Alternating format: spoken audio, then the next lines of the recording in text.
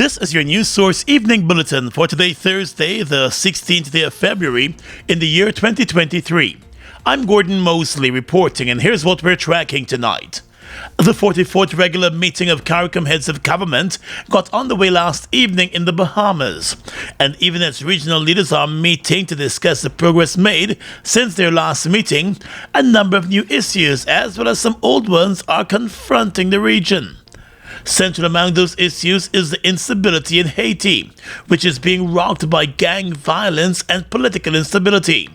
CARICOM Secretary General Dr. Carla Barnett said the situation in Haiti has been a challenge for both CARICOM and the international community to address. Even as progress is being made on some fronts, CARICOM and indeed the wider international community continue to struggle to help Haiti resolve its multifaceted crises. We will continue our efforts to assist all stakeholders in Haiti to ensure a Haitian-owned resolution. Echoing the Secretary General's call was incoming Chairman of CARICOM, Prime Minister of the Bahamas, Philip Davis.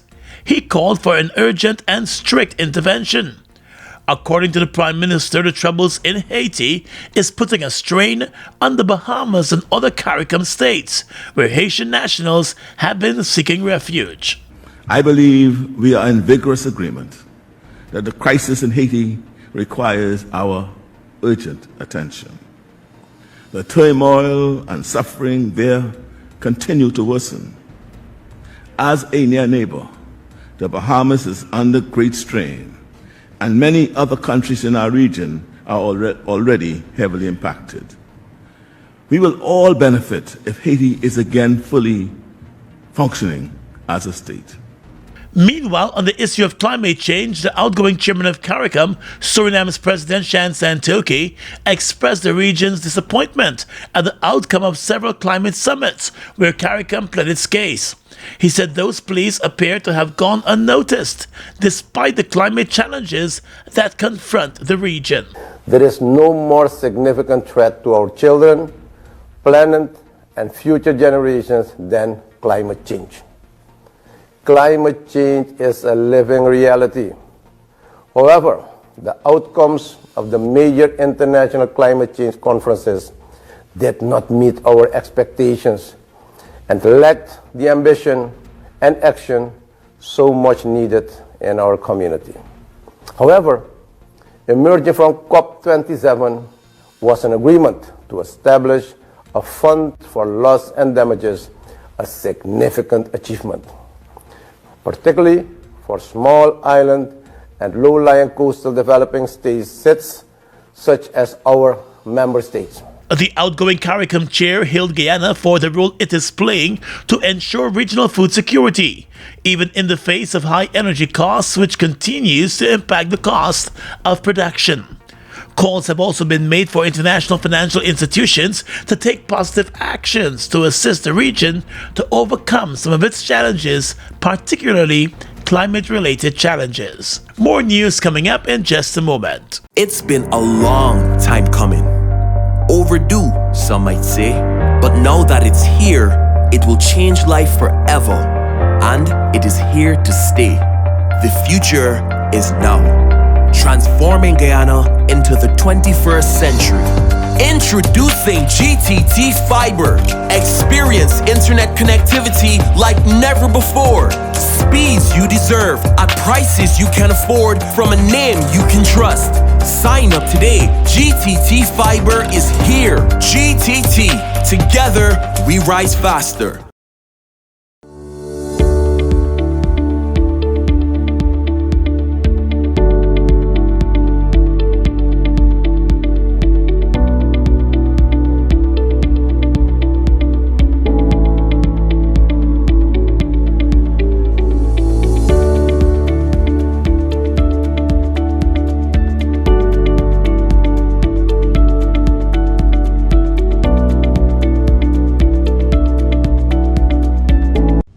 Giftland Office Max, We're all about customer satisfaction, whether it's clothing and shoes for the ladies, gents, and kids, or for the latest electronics or hardware appliance.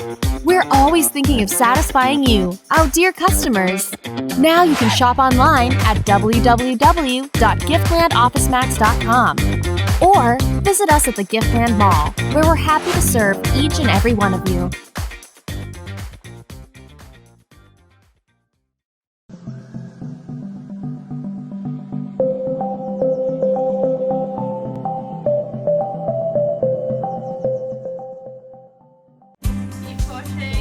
At the most critical life-changing moments, the National Insurance Scheme is here to ensure that your needs are covered.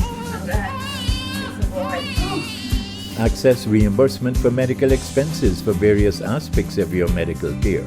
We know that eye care is of utmost importance. Receive assistance with our Spectacle Care voucher. Visiting the dentist?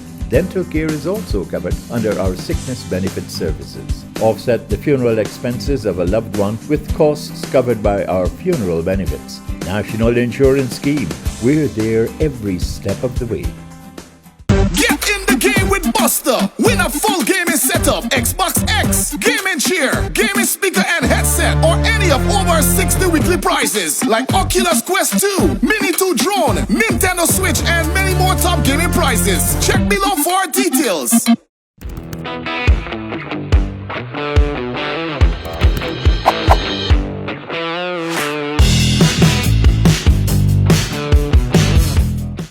Strong and solid in countries far and wide. New India Assurance, we're standing by your side.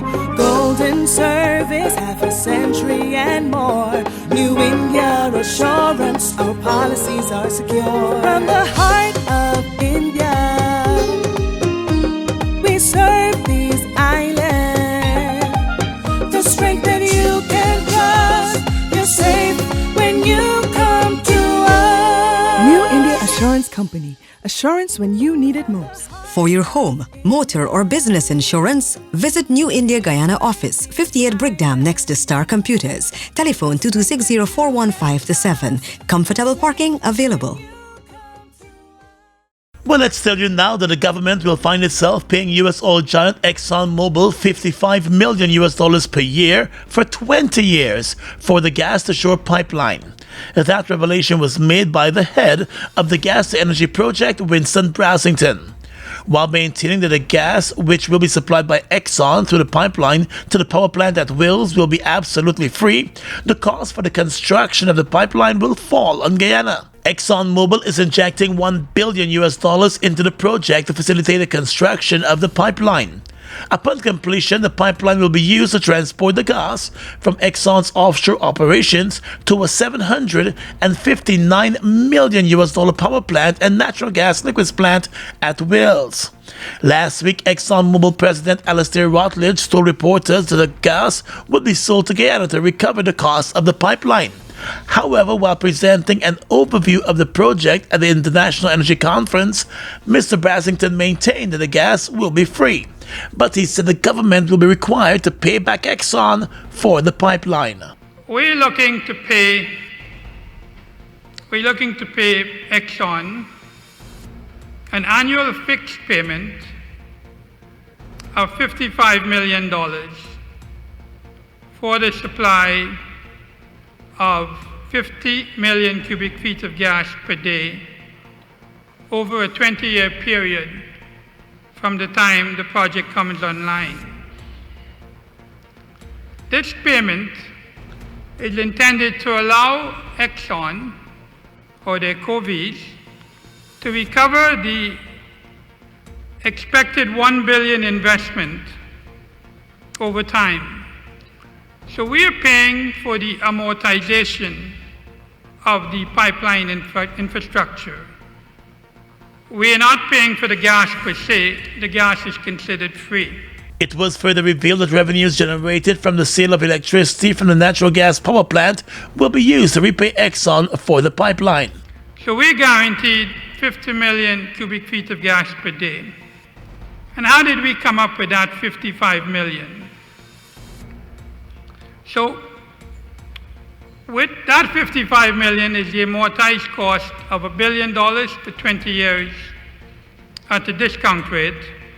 And then we convert that to an equivalent price of gas. So that conversion, we took the $50 million, we took $2.40 per MMBTU by 365 days by 1.26, which is the conversion of the MMBTU to MCFD. And that's how we came up with the $55 million. So in our gas supply agreement, we denominate the equivalent price of amortizing the pipeline at $2.40 per MMBTU. Brasington said Exxon projects that the high-quality gas will remain stable over the life of the project. Further, he said the natural gas liquids plant is expected to produce a minimum of 63 million barrels of liquid gas per annum, or 4,100 barrels of liquid gas per day, making the venture very profitable with a huge possibility for exports. In addition to that, and more importantly, we will receive 311 megawatts using lean gas, because the rich gas is separated into the liquids and the lean gas. And that will deliver to us over 2,600 gigawatt hours per annum. So that is what we get from that 50 million cubic feet of gas after it goes through the power plant and the NGL facilities. Brasington also noted that while Exxon will be supplying the country with 50 million cubic feet of gas per day, the pipeline will have the capacity to transport more than 120 million cubic feet of gas per day.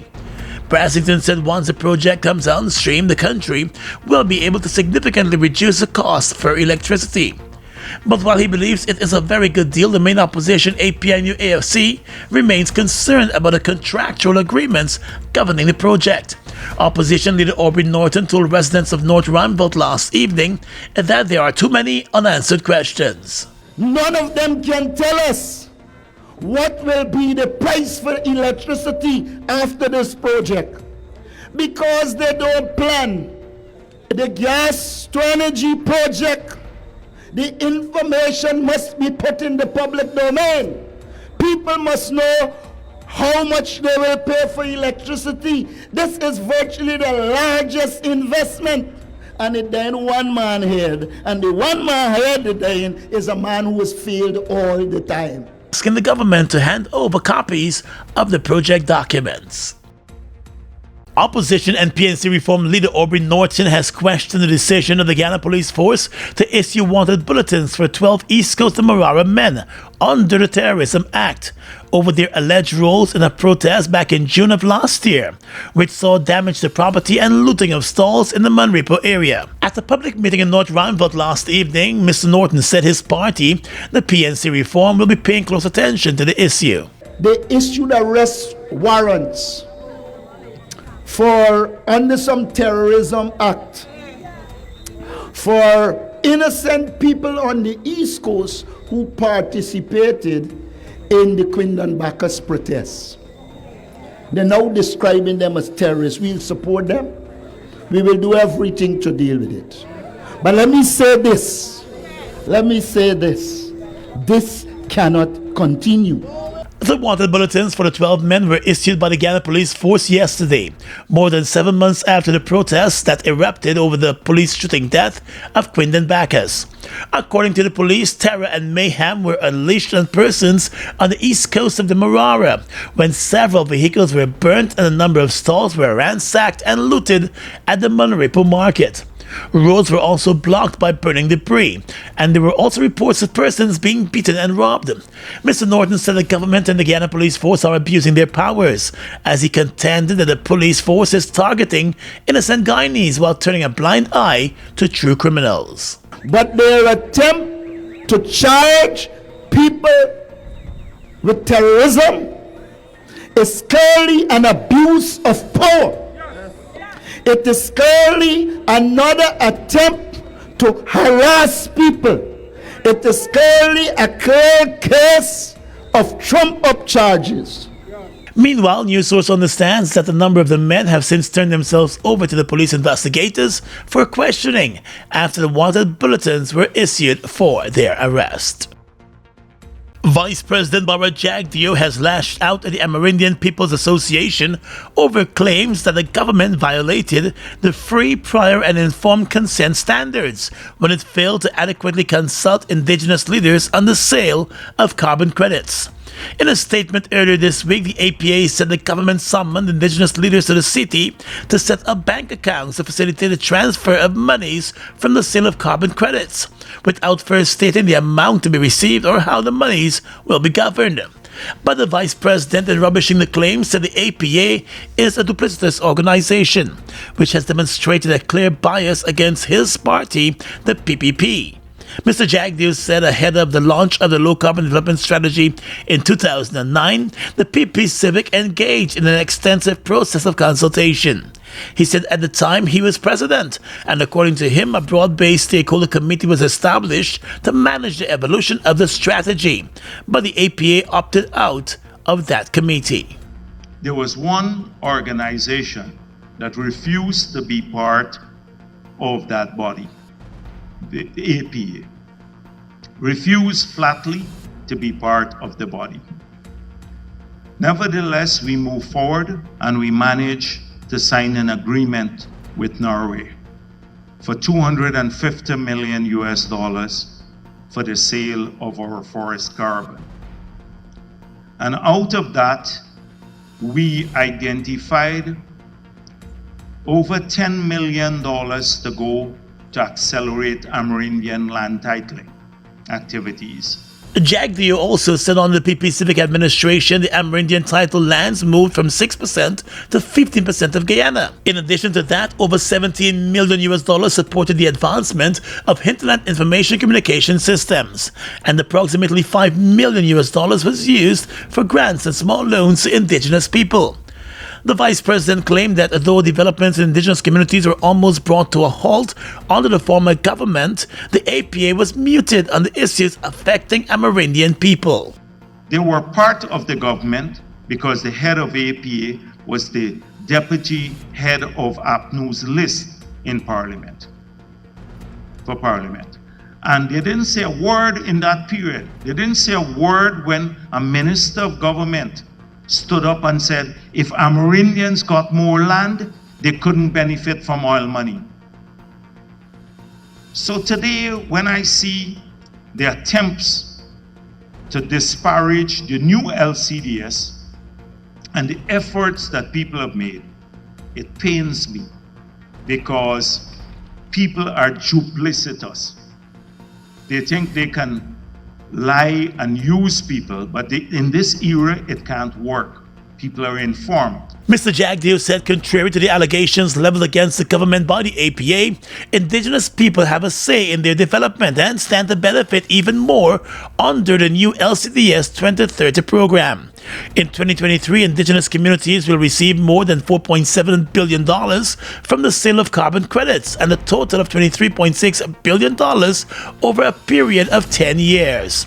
The APA in a statement said while it welcomes assistance to Amerindian communities, it strongly believes that government's engagement with indigenous people must be more structured and decisions ought not to be foisted on them. The APA made it clear that it is in no way blocking villages from accessing governmental support. However, it maintains its position that the administration must respect the principles associated with the FPIC. The Amerindian People's Association has also dismissed the claims of political bias and noted that it has been a professional organization since its inception. Guyana, bring out the entire family and let's celebrate our 53rd Republic anniversary as lots of beautiful, vibrant costumes make their way through Church Street into Irvin Street to the National Park. We going on Irvin Street.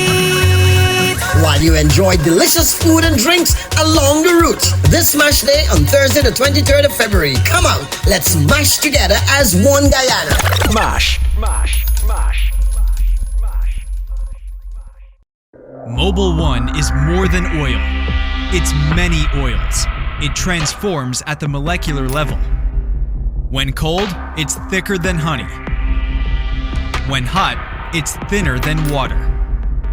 Mobil 1 adapts and readapts to last longer. 16,000 kilometers between oil changes. That's your engine evolved. Sol Guyana is the authorized distributor of Mobil lubricants. Combo pack up, we feeling best. Sunshine stacks above the rest. There is no contest, is the best mix, so we feeling best. Best value to how you feeling.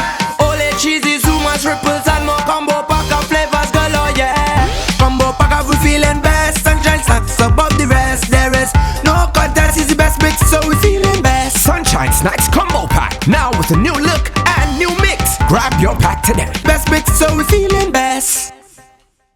Ansem Mini Mart is now open to serve your everyday wants and needs. Our experienced pharmacists will help you feel your best, ensuring you bring home everything you need. We guarantee you will come back for everything you want.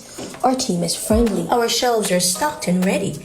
Hassle-free shopping for your busy life. Ansem Mini Mart, everyday shopping made easy.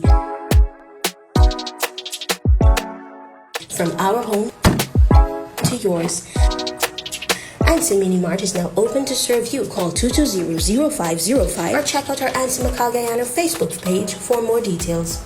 While there are concerns about Guyana's public debt and borrowing from multinational corporations to fund major projects here, the Finance Minister Dr. Ashni Singh has indicated that the country's public debt remains relatively low. Addressing one of the sessions at the ongoing International Energy Conference, Dr. Singh said the country's public finances have now been strengthened, reminding that there was a time when the country's debt-to-GDP ratio exceeded 600%, more than 3 decades ago. And puts us in a position where we actually have fairly significant headroom to borrow.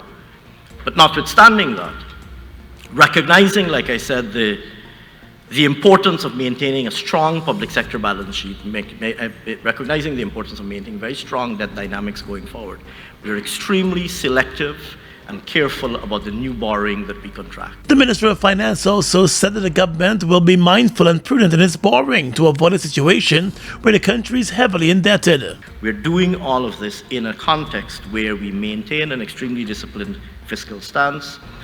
We endeavor our best to contain the fiscal deficit, and we finance that deficit with extremely prudent borrowing. According to Dr. Singh, the government will only be borrowing for the purposes of making strategic investments and funding major projects. He said with all resources, the government will be able to offset expenses that it traditionally went to foreign organizations to fund. So we still have, in fact, a very strong portfolio with the multilateral and regional development institutions. We still have a very strong pipeline of official borrowing, which has meant that we are able, in fact, to finance our fiscal program without recourse to expensive or uncompetitive borrowing. The International Energy Conference and Expo wraps up tomorrow.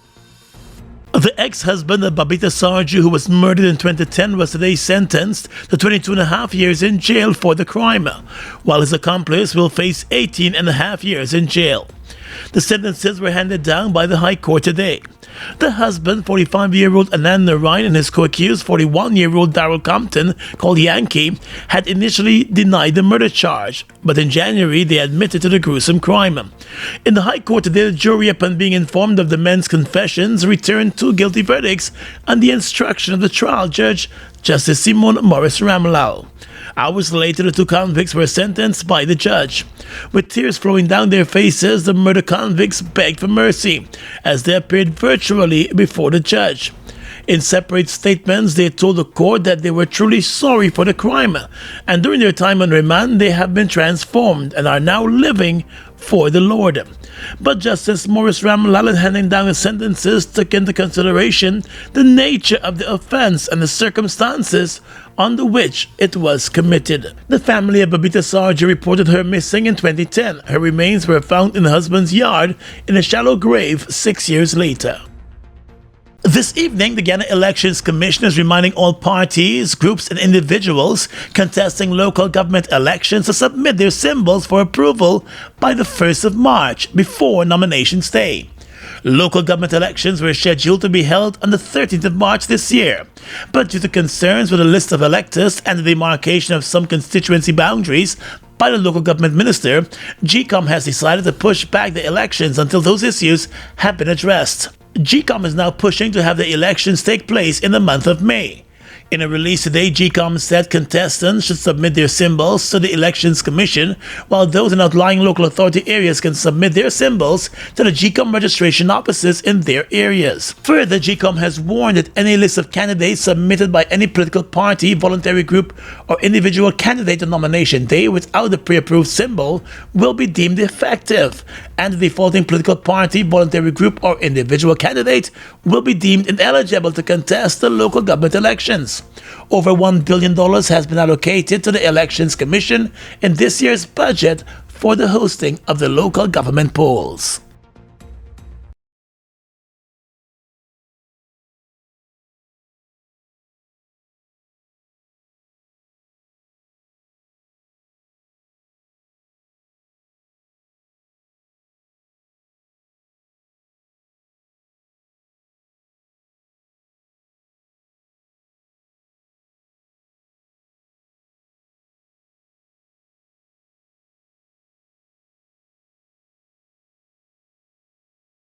Anson Mini Mart is now open to serve your everyday wants and needs. Our experienced pharmacists will help you feel your best, ensuring you bring home everything you need. We guarantee you will come back for everything you want.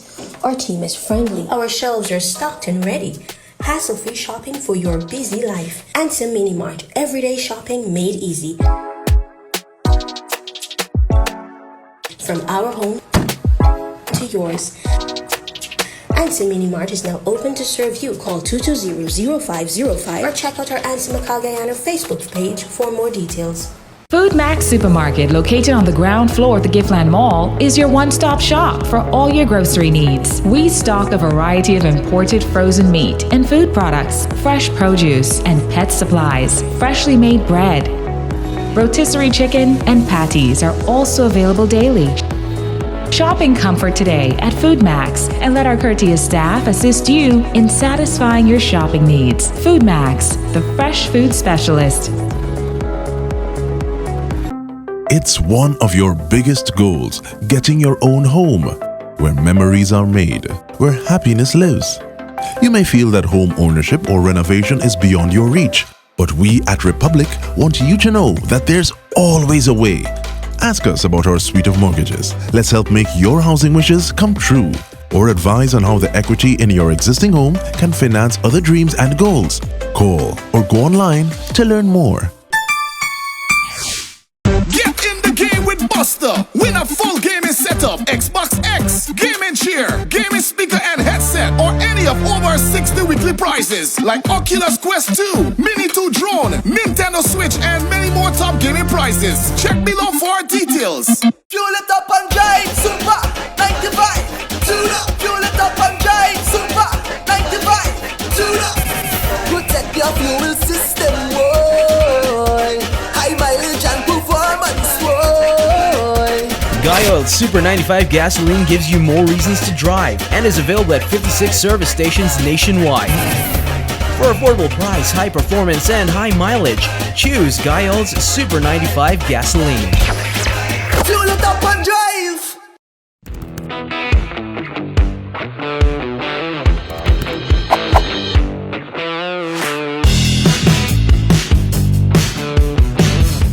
Across the region tonight, Brazil's government is taking a fresh tack in its effort to crack down on illegal gold mining in the Amazon, preparing legislation that would require electronic tax receipts for the buying and selling of the precious metal. Brazilian President Luiz Inácio da Silva wants to end years of environmental backsliding under his far-right predecessor, Jair Bolsonaro, and crack down on illegal mining in the Amazon. Lula has also pledged to end deforestation, which surged to a 15-year high under Bolsonaro. He also plans to take better care of indigenous populations in the Amazon who say they are threatened by armed, disease-carrying wildcat miners. A draft of a temporary decree seen by the Reuters news agency on Wednesday proposed several new rules for the purchase, sale, and transport of gold to be established. In Jamaica, the Office of the Prime Minister says it has been the subject of a cyber attack. In a media release today, the Office of the Prime Minister said a team of cybersecurity experts from the Cyber Incident Response Team and the major organized crime and anti-corruption agency is working aggressively to assess the extent of the attack. The release stated that the OPM wishes to assure the public that all efforts are being made to protect the personal information of staff and stakeholders. The Jamaican Office of the Prime Minister said it takes the security of its systems and data seriously and is working diligently to address the breach.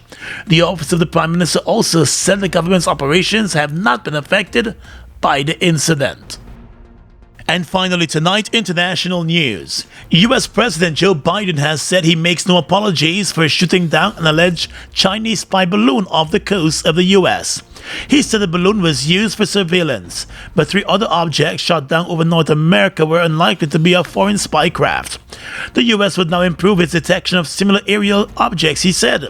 Mr. Biden also said he would speak with China's President Xi Jinping soon about this month's incident. China has denied that the balloon was used for surveillance, instead saying it blew off course while collecting weather data. But Mr. Biden reiterated the view of US officials that the balloon, which traversed the country at an altitude of around 40,000 feet before being blown out of the sky by a US fighter jet, was in fact used for spying. Speaking about the 3 other objects subsequently shot down over Alaska, Northwest Canada, and Michigan, Mr. Biden said the intelligence community believed that they were most likely balloons tied to foreign companies or private companies or recreation or research institutions. And that's your News Source Evening Bulletin for tonight. I'm Gordon Mosley reporting and encouraging you to stay safe.